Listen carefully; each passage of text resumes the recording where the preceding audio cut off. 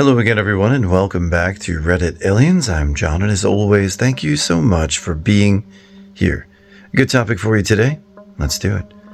What's the most up thing that someone has ever confessed to you? Please remember to like, share, and subscribe. I worked at Tim Hortons when I was 15, and one day on a particularly nice fall afternoon, an elderly customer told me unprompted that on nice days like this, she thinks about hanging herself in the woods. I didn't really know what to do with that, so I offered her a free donut. Someone told me they killed someone in the 80s, but it was all good now. Apparently it wasn't, because they just cold cased him and sent him to prison at 79 years old. Years ago, I had a patient in a nursing home I worked at. She was in our facility because she attempted suicide after her husband died from cancer, which caused some brain damage, leading to some physical ailments. But that's not the fucked up part. One day, she was particularly distraught. Turns out, it was her son's birthday. He would have been 31 had he lived past his infancy. One night, she was at work and her abusive, shitty first husband, not the one who died from cancer, fell asleep smoking a cigarette. The house burned down with their infant son and toddler still inside it. The husband got himself out, of course. He also wouldn't help pay for the funeral or burials of their children. She never had any other kids, and her dead babies left a painful hole in her heart. A few years later, after I moved on to working in a hospital, I found her name in the morgue log from a couple days earlier. I have no idea how she died, but I worked the day she came to the ER, and I will always regret not being with her as she passed. May you finally have peace, Andrea. I was in my early 20s sitting at a bus station in Portland, Oregon, when a woman next to me, out of nowhere, mid-cigarette, turned and asked, "Do you know what brains smell like?" I just about shit my pants. I was too young and too polite to get up and walk away, so I stayed frozen while she calmly told me how she got beaten by her boyfriend, and apparently took a pipe to his head, spilling his brains all over the floor. Then she looked surprised and said, "Don't tell anybody." Yeah, that's one etched in my brain forever. I was 15. My friend was 14. We were walking home from a school basketball game. She told me her and her boyfriend had been trying for a baby. She told me her boyfriend caught her poking holes in the condoms, and they agreed to start trying. I was absolutely shocked. She was successful. She got pregnant not even a year later. I overheard a woman loudly speaking on her cell phone as I was walking my dog. The snippet I heard was, "She's taking the child support her baby daddy is giving her and giving it to her boyfriend so he could pay child support to his ex-girlfriend," i.e., some guy is sending money to a woman so that his child can have food and clothes, but instead of using it to support the baby, she's giving it to her new boyfriend so that he can support his baby with the first guy's money. My grandfather, as a teenager, castrated a man in his hometown with some other locals after the man essayed a girl. He doesn't feel bad about it, and the man survived and never reported it to the police. It was a different time. They used piano wire, apparently. My ex was drunk one time and had a fought. Now, he was known by almost everyone as the good old helpful happy dude. Couldn't do any wrong. He'd give you the shirt off of his back. I was fed up with him being so emotionally stunted and closed off. He ended up confessing that his entire personality was manufactured and fake, a facade. He wanted people to see him as that person, but he actually didn't care and hated being nice to people. He said that every single nice gesture he did was fake and had zero meaning behind it. Even the baseline of treating people humanely was exhausting for him. He didn't actually care about anyone. He just knew he had to put on a show so people saw him the way he wanted to. He felt he had to put on a show because growing up, he had been a massive bully. There was a boy he grew up with that was bullied badly. My ex would bully him, then be nice and pretend to be his friend, then do a 180 and bully him again. The boy ended up killing himself. He told me this, then went on to paint himself as the victim and speak about how hard it was for him. Yeah, he was something. I used to have a friend, Lyra, who told me the messed up reason why she got breast implants. She had a crush on her husband's ex-girlfriend's fiancé. I know, complicated, that she worked with. She had been flirting with him and texting him a lot to get close to him. He confided in her that his fiancé was getting a double mastectomy because she had breast cancer. She went out and got implants in order to give him what his fiancé couldn't give him, breasts. As soon as she healed, she was sending nude photos, and when his fiancé was out of town, she took over wine, got him drunk, and tried to get pregnant with him that night. She already had 2 baby traps from high school. When she woke up, he had her take Plan B and said he didn't want to see her again. He had to go to work and asked her to lock up when she left.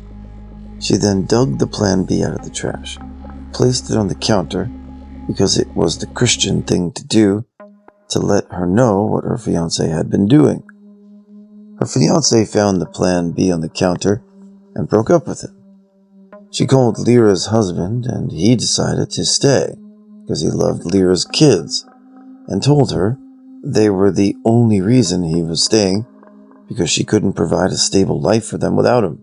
Lyra then spent the next 2 years stalking her crush by driving to his house multiple times a week, showing up places he frequents by accident.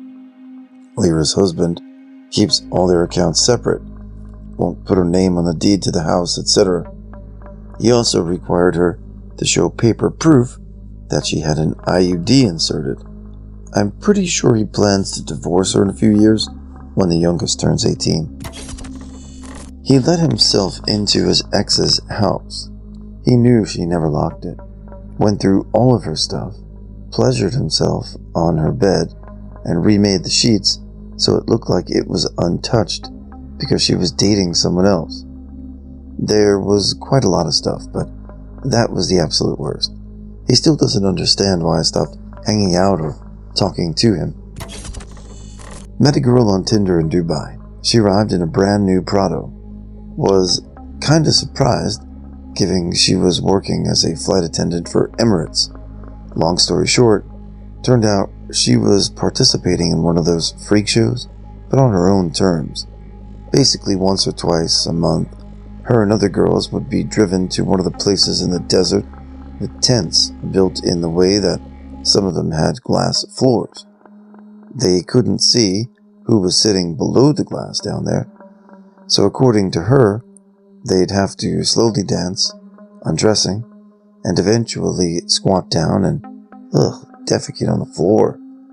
The longer the better, And for this days, they had to eat only salad to make the texture less vulgar. That's it. Dance, undress, shit on the floor, take your money and leave. You know, I don't like to call people out, and I trust them at their word, but this one's a little tough to swallow. If it's a first date, I don't know if somebody would drop so much truth. I mean, I guess it's possible, sure, but were they expecting a second date or just a handout? Because would you date that person again? Really? I've never put this out there, but here we go. I ended up with my perfect partner. She was the one, or so I thought at the time. One night after some drinks, she confessed to me she had a mutual sexual relationship with her brother, and on the night he killed himself, he refused her. She emotionally battered him into guilt over the whole thing. She said that I reminded her of him. We broke up shortly after. I was working in a nursing home and became close to this one lady on hospice. In her 80s, mostly with it during the day, but became slightly confused at night. One day I was setting up her before dinner meds, and she starts talking to me about her life and regrets she's had. Just your standard, don't take things for granted and take chances when you can type of talk. Then she gets more serious and looks at me and says, there's one thing I should make sure never to do. So I'm idly listening as I prep her meds and dinner, and she hits me with the, whatever you do, do not kill anybody. So I'm fully paying attention now. She starts talking about how it's haunted her entire life. About how she still gets nightmares about someone finding out. The anxiety and fear of getting caught even years later. How it wasn't worth it, even though her brother deserved it. She says all of this and then looks at me and makes me promise not to kill anyone, no matter what happens. We never talked about it again, and based on our future discussions, I don't think she even remembered telling me. I'm a librarian, so I've had a couple of unsettling conversations over the years. The one that sticks out the most was the man who began to describe to me how difficult it was to secure a job when you have a record. Somehow this led to him telling me about said record, S.A. I remember him saying, I stopped when she started to cry. I'm not a monster. A few months later, he told me about his ex-girlfriend who dumped him and moved to another state. He wanted to try and find her so he could drive to where she was and convince her to stay with him. He had literally zero understanding of how disturbing this was, and how nothing about his behavior had changed since the assault. I don't mean to defend him here at all, but rather I want to express how absolutely disturbing it was. He was a nice guy, talkative, friendly, patient, but it was like something was totally broken about him that could never be fixed. And I found that deeply frightening, that this sort of person is just out there walking around, holding doors open, greeting people, saying please and thank you, while they're also this close to committing a serious and violent crime. I unfortunately didn't have his name or hers or where she was, and I never saw him again after this. I was 14 or 15 when my dad told me a story about him and his friends gang-awing a drunk girl when they were teenagers. He laughed about it. Crazy thing is, I would have easily believed he made it up as a weird ego stroke. But if it were true, I also wouldn't be surprised. Dad also told me weird, ominous, and vague stories of having killed or tortured people. Looking back, he was a compulsive liar, would go in and out of psychosis, but he also did some violent shit. So it's almost impossible to know what's true or not. Interestingly, he was a prime suspect for a string of serial killings. He knew two of the victims quite well, and they shared the names of me and my sister. My mom apparently reported to the police that he confessed to her about killing them. She's unhinged as well and makes up stories to get other people in trouble. So who knows if that was true. In the end, someone else was found guilty, and that was the end of it. I like to tell myself he didn't do it, that he wouldn't have the nerve to, but if it were actually confirmed, I don't think I'd be too surprised either. I moved to London in the early 90s and was staying in a hostel. There was a young Russian guy there, which was quite a novelty back then, as meeting Russians in the West wasn't common. We chatted a few times and sometimes went for a couple of beers, and I jokingly called him an apparatchik, a party member well placed in the society. One day he asked me if I could help him find some contact in the jewelry business. I didn't know anybody, but could maybe help. The guy then showed me a small pouch, which he emptied on the table, and it was a good handful of diamonds. I asked him, are they real or fakes that you want to sell? He told me they were real. When I asked him where he got that, he smiled, put a finger on his mouth to gesture secret, and just told me, Russian apparatchik. People came and went in a hostel. But some days later I came and the guy was gone. Never seen him again. I worked for a medium-sized company, and one wintry Saturday morning, the boss comes in with his coffee cup and sits next to my drafting table. It was only he and I in the big old building. He begins to tell me that he had been a young Marine in World War II and was part of a two-man bazooka team. They got caught in a skirmish where they didn't have a clear line of fire, but they loaded and fired anyway. As he fired, one of his buddies raised his head and he accidentally killed him at close range. This happened 33 years before, and as a young man I was of course speechless. His two sons worked in the business, and I, because was not sworn to secrecy, the next week I mentioned what their dad had told me. The look on the sons' faces was of complete shock. A few days later, the boss's wife called me at home and insisted I tell her everything he said.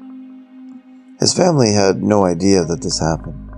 She did say that when he left for war, he was a happy-go-lucky guy, and when he returned, he was basically introverted and never talked about his experience until one snowy Saturday at my desk. Still haunts me 50 years later. My mom telling me as a teenager a pretty gross secret. I say gross in the context as I was 12 when she confided in me. One of our family friends, let's call him Bill, had a diaper fetish. Ugh. And wanted to role play as a baby with her. Gets worse.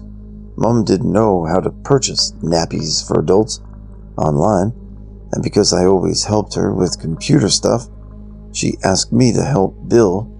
Didn't want to tell his wife. When I asked her why she was telling me, she said if I wanted to work in mental health, I would hear worse anyway. Dude, I was 12. Mom had no healthy ties with me, and this was just one of the fucked up things she told me as a kid. Remote fishing lodge. I'm working there for like a week in the kitchen. Me and this other dude are close every night. This leads to us having a few beers after work every night, which leads to, first he tells me it's his birthday, and that he hasn't told anybody except me. I felt so bad for him for that. He says he's got nobody who cares about him. I hang out with him, giving him a happy birthday handshake and whatever. As the night goes on, he starts telling me how he thinks everyone else is dumb and there needs to be a culling. He's not getting along with the chef. He actually was fine. He just didn't like being told what to do. At one point, he says something like, tyrants need to die. Chef, for example, he's a tyrant. I'm like, dude, that's school shooter talk. It's not up to you or anyone to decide who's too dumb to live. Just do your own thing. One night he asked something like, how young is too young for you?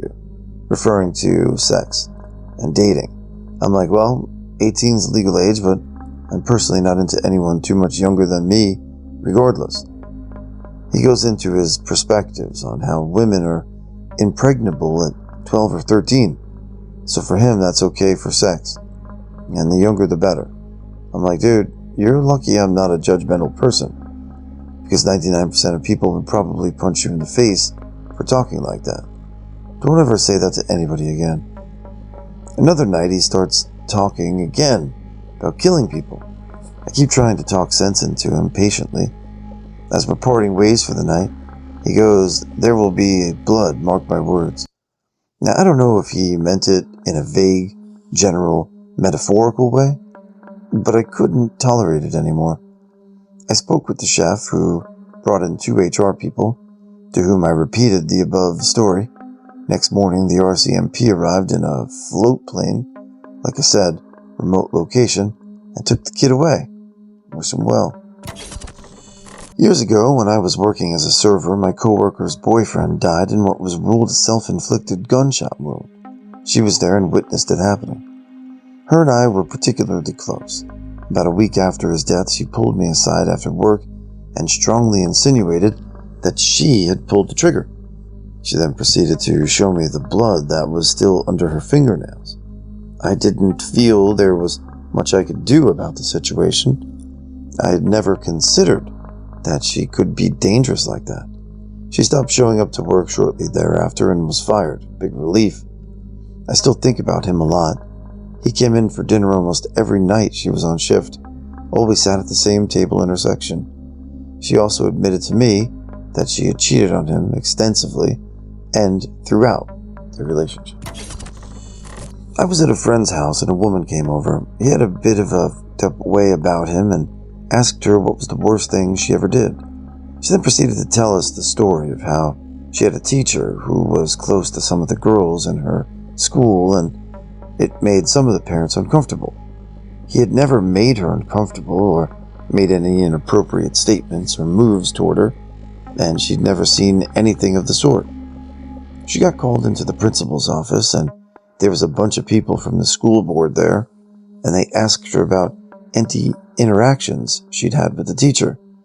She proceeded to tell them what she thought they wanted to hear and made up a series of heinous actions that she knew would get him arrested and prosecuted, and that's exactly what happened. Because of her age and her level of discomfort, she said she didn't get much pushback when she said she wouldn't testify. She spoke with a lot of other girls in her school, and none of them had seen or suspected anything from the teacher.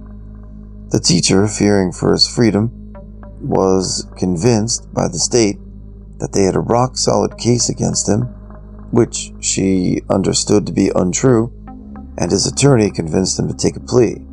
He lost his job, his family, and was put on the sex offender registry.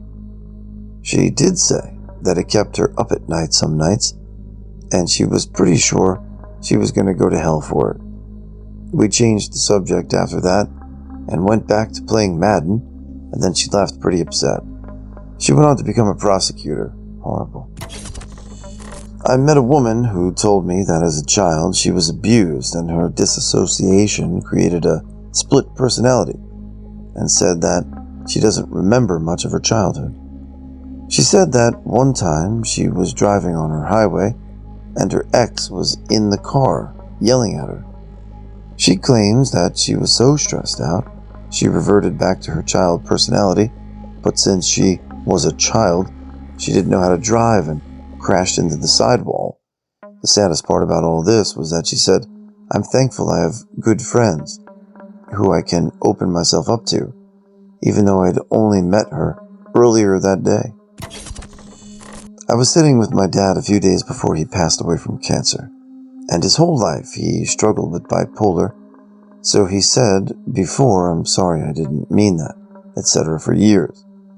He was strung out on A-plus painkillers and started laughing.